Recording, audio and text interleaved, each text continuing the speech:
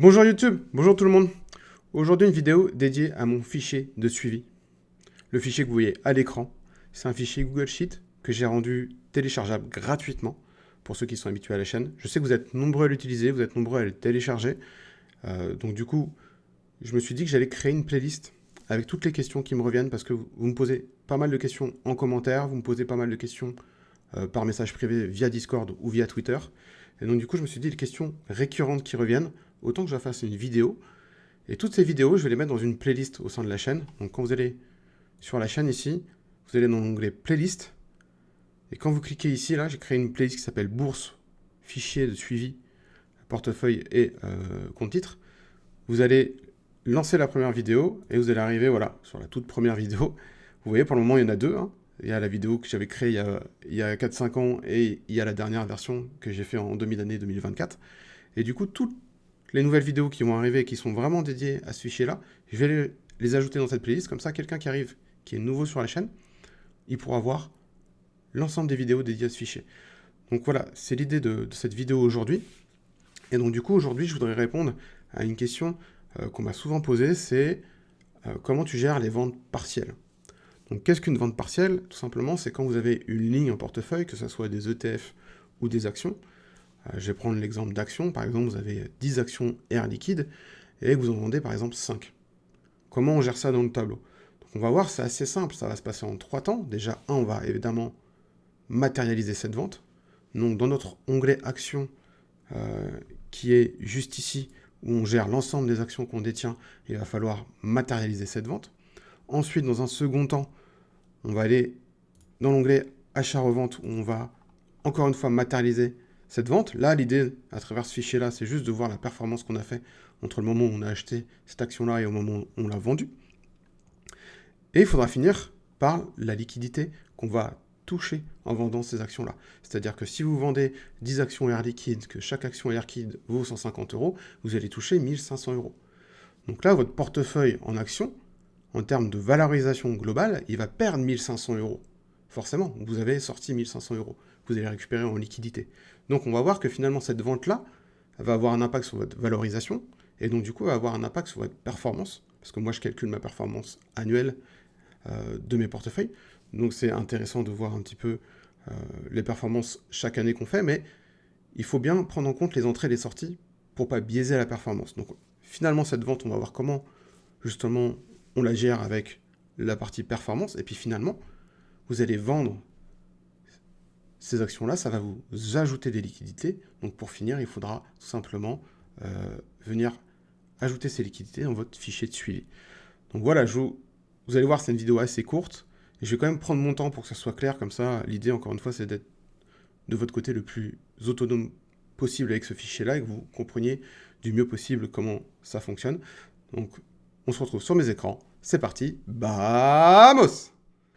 Allez, c'est parti. Je vais vous montrer comment on gère une vente partielle. Et ça tombe très bien parce que en ce moment, j'en ai une dans mon portefeuille. J'ai une vente partielle. J'ai une vente partielle sur une action, l'action Equasens. Donc, tout simplement, on va aller dans l'onglet dédié à cette classe d'actifs. Là, pour le coup, c'est les actions. Vous savez que dans le fichier, vous avez un onglet ETF, vous avez un onglet actions, parce que moi, je gère deux classes d'actifs différentes. On pourra avoir, je ne sais pas si vous avez des obligations ou autre chose, à un autre onglet. Mais là, pour le coup, j'ai une vente partielle sur mes actions, donc j'ai dans mon onglet dédié aux actions. Et moi, j'ai une vente partielle sur Pharmagest. Donc vous le savez, ça c'est mon fichier. Tout en haut, j'ai un tableau de bord qui finalement est le reflet de mon portefeuille actions. Donc ça me permet de voir qu'aujourd'hui, en portefeuille, mes actions représentent 7 523 euros. Donc j'ai une valorisation de mon portefeuille d'actions à 7 523 euros. Dans ce portefeuille-là, j'ai toutes ces actions avec ces quantités. Donc là, un jour, Equasens, j'en ai acheté, puis j'en ai vendu. Mais je n'en ai pas vendu la totalité. Donc en fait, on va se rendre plus bas. Vous le savez, j'ai un tableur par action. Et on va aller dans le tableur Pharmagest Equasens. Donc on voit que j'en ai acheté en février 2021, j'en ai acheté en plusieurs fois.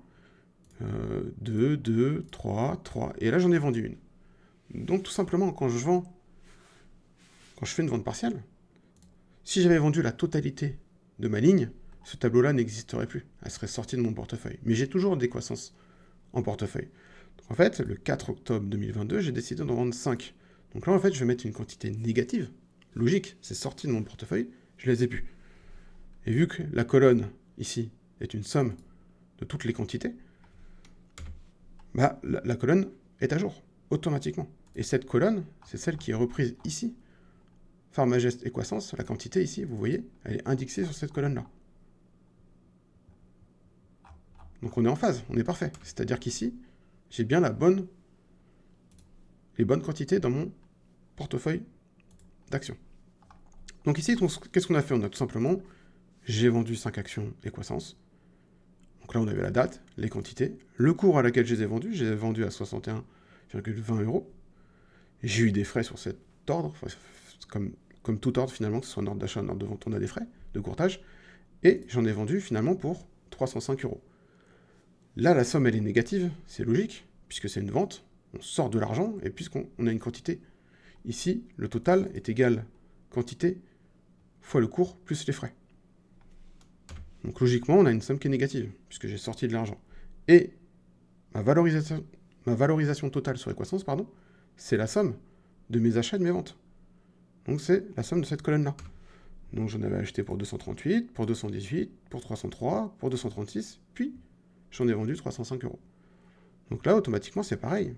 Ma valorisation sur Equasens Farmagest se met à jour toute seule avec cette somme. Et cette somme-là, c'est les sommes que vous allez retrouver qui ont repris ici, la somme totale que j'ai investie dans Farmagest. Donc là, on a bien matérialisé dans notre fichier la vente partielle d'Equasens. Ça, c'est la première chose à faire. Moi, je mets une petite ligne, je mets un petit fond rouge pour me dire effectivement que c'est une vente. Au moins, je l'ai bien à l'esprit, c'est plus facilement repérable. Ensuite, qu'est-ce que je fais? J'ai été dans l'onglet Achat-Revente, et dans l'onglet Achat-Revente, j'ai été inscrire cette vente. Moi, vous savez, j'aime bien calculer l'ensemble des mouvements que je fais pour voir si j'ai perdu ou gagné de l'argent. Là, vous voyez, j'ai fait, depuis 2020, beaucoup d'achats et beaucoup de reventes. Forcément, ça fait plus de 5 ans que j'ai quasiment plus de 5 ans, presque plus que 5 ans que j'ai mon portefeuille. Et là, je fais une somme tout simplement des plus-values et des moins-values. Et donc, on va retrouver Equasens qui était là. Donc là, je commence toujours par les quantités achetées et puis après les quantités vendues, évidemment, pour comparer. Donc là, j'ai mis ma ligne Equasens. J'ai dit que j'en avais acheté 5. En vrai, au départ, j'en avais acheté 10 en portefeuille. J'en ai eu 10 en portefeuille, mais là, vu que j'en vends 5, je remets la même quantité pour pouvoir comparer les choses égales. Donc là, j'ai ma ligne Equasens, où j'ai acheté un PRU. J'ai ma multiplication logique avec mes frais, et j'ai tout simplement le total d'achat. Là, comme je disais, le 4 octobre 2022, tourne sur mon fichier, le 4 octobre 2022, donc c'est bien la même date, j'ai fait une vente. Donc là, j'en ai vendu 5, à un cours de 61,20 euros, qu'on retrouve ici. On est logique. J'applique les frais de courtage, je fais la somme. Pareil, quantité fois cours plus les frais, enfin moins les frais pour le coup, parce que là c'est de l'argent qu'on m'enlève, 305,01 euros. C'est l'argent qui est exactement ici, 305,01 euros. Et là, je me fais mon petit calcul de plus et moins value. Donc on voit que j'ai perdu finalement sur cette ligne-là. J'ai fait une performance négative, j'ai perdu 198 euros, je vais arrondir, et j'ai fait une performance de moins 40 euros. Ça, c'est acté. Moi, c'est parce que j'aime bien voir un petit peu, j'aime bien calculer, mesurer les achats et les reventes que je fais, voir là où j'ai perdu de l'argent, là où j'ai gagné. Je trouve que voilà, c'est quelque chose qui me plaît. Une fois qu'on a fait ça, on retourne dans notre fichier action, parce que là, mine de rien, on a de l'argent qui est sorti grâce à cette vente. Et si vous tenez à jour le fichier, vous avez à l'écran, comme je vous l'ai indiqué, ici, vous avez la performance nette annuelle de la classe d'actifs. Performance nette de la classe action. Là, on est dans le fichier action, dans l'onglet action. Et tous les ans, j'aime calculer ma performance sur ma classe action. On voit en 2021, j'ai fait une performance de 14% sur ma classe d'action. 2021, 9%. 2022, rouge. 2023, une très bonne année. 2024, pour le moment, on est négatif sur mes actions. Mais du coup, ce qu'il ne faut pas oublier de faire, c'est que pour justement avoir ce calcul de performance, pour savoir quelle était votre performance sur l'année, il va falloir enlever à la fois les apports et les sorties que vous faites. Parce que tout simplement, si... Je vais prendre un exemple vraiment très simple pour que vous compreniez. Admettons que vous avez un portefeuille qui est composé d'une ligne. Vous achetez 10 actions Air Liquide à 100 euros. Donc vous avez une valorisation de votre portefeuille qui est à 1000 euros. Vous avez fait 10 fois 100. Donc 1000 euros, vous avez 1000 euros d'actions, valorisées à 1000 euros. Si jamais demain vous vendez, je ne sais pas, 2 actions Air Liquide, vous les avez vendues à 80 euros. Donc vous allez sortir 160 euros. Donc votre portefeuille, au lieu d'être valorisé à 1000 euros, il va être valorisé à 1000 euros moins ces 160 euros de vente. Donc il va tomber à 840 euros de valorisation. Votre performance, elle va pas être de... faudrait faire le calcul, moins 15, moins 18%. En fait, votre performance, il faut qu'elle soit nette de vos apports et de vos retraits. Parce que sinon, vous allez biaiser votre performance.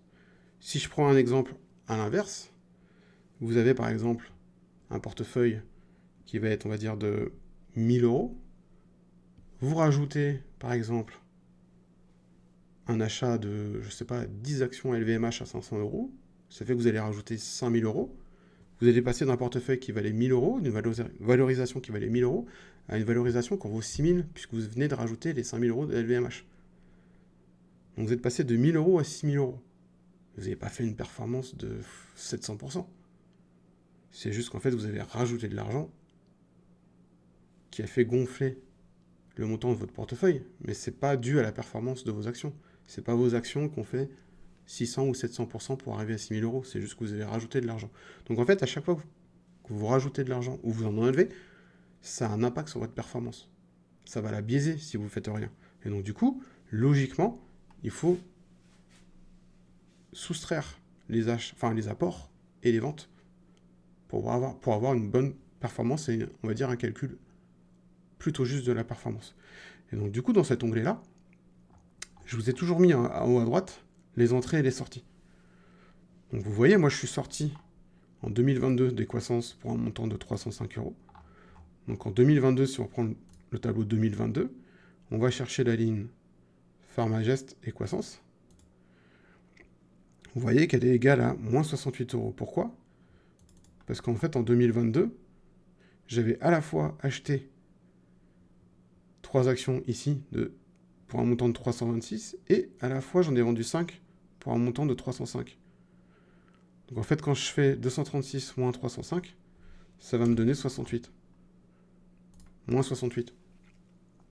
Donc voilà, pensez bien à chaque fois que vous faites soit un achat, vous rajoutez une action dans votre portefeuille, soit une vente, et là, pour le coup, cette vidéo, elle est dédiée à une vente partielle. Donc quand vous faites une vente partielle, ou même une vente totale, pensez bien à venir ici alimenter votre tableau des entrées-sorties de l'année en cours pour que la performance qui est calculée ici soit juste. Vous voyez ici, ma performance, le montant, il est égal à ma valorisation moins le S4 qui est ici, le total des entrées-sorties. Parce que si je ne fais pas, encore une fois, cette soustraction de mes entrées-sorties, je vais avoir une valorisation de mon portefeuille qui peut exploser à la hausse comme à la baisse et me donner des performances qui sont complètement folles, alors que ce n'est pas dû à la performance de mes actions.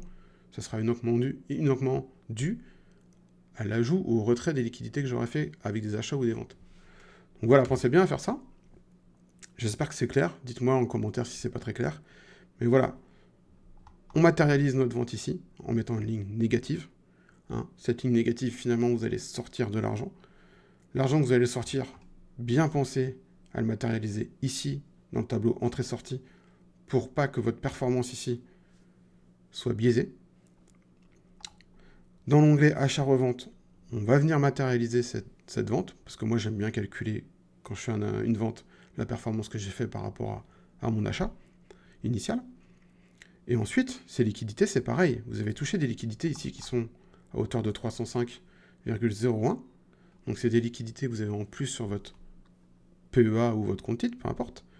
Il faut venir les rajouter ici. Ici, dans votre onglet liquidités, vous avez des liquidités en plus. Donc, venir rajouter la somme due à cette vente.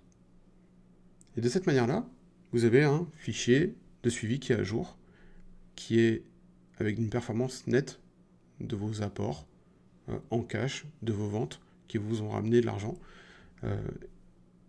Et ça vous donne une vision qui est beaucoup plus juste. Parce que sinon, comme je disais tout à l'heure, vous allez avoir des chiffres qui vont partir dans tous les sens et qui voudront absolument plus rien dire. Donc voilà, j'espère que c'est clair pour une vente partielle.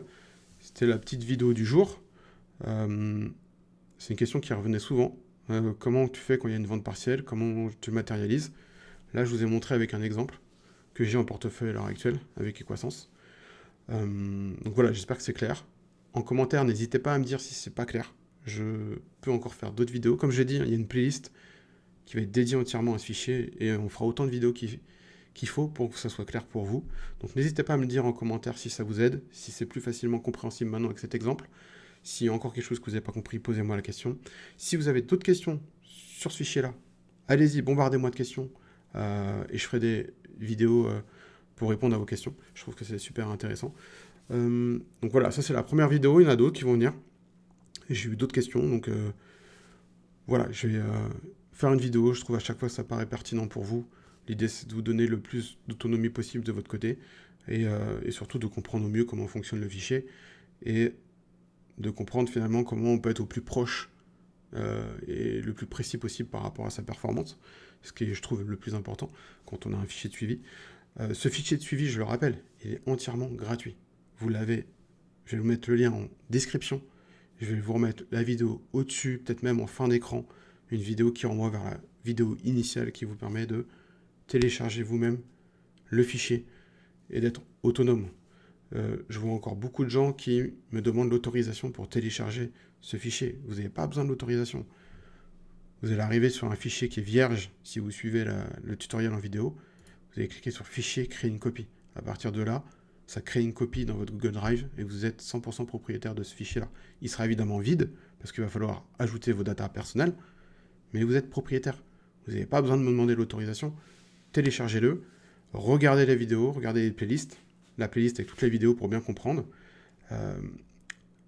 Et j'espère que ça va vous aider et j'espère que vous allez pouvoir être autonome et avoir un bon suivi de votre investissement en bourse. Donc voilà, et je vais finir comme d'habitude avec ma petite page personnelle que je mets également en description. Voilà, c'est une page qui vous permet de retrouver mes réseaux, Discord, Twitter.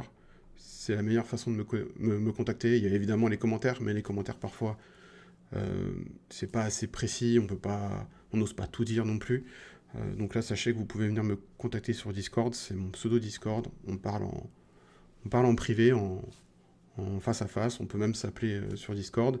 Twitter, c'est pareil, c'est des messages privés en face à face. Donc n'hésitez pas, n'hésitez pas.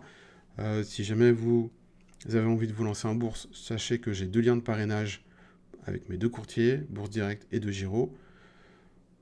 Les offres sont peut-être pas complètement à jour, ils les changent souvent, mais en passant par ces liens-là, moi je ne touche rien, mais par contre vous avez des frais de courtage offerts. Et les frais de courtage, c'est tout simplement à chaque fois que vous allez passer un ordre d'achat ou de vente, bah, ils vont vous prélever un frais. Hein. Et donc du coup, avec ces frais de courtage qui vous sont offerts, les premiers achats que vous allez faire, bah, ils sont un peu nets de frais, ce qui n'est pas négligeable pour la performance. Et vous allez également retrouver voilà, un accès vers le fichier que je vous partage et avec lequel vous pouvez commencer à suivre votre investissement en bourse. Donc voilà, j'espère que cette vidéo vous aide. Encore une fois, n'hésitez pas à liker la vidéo, à vous abonner à la chaîne.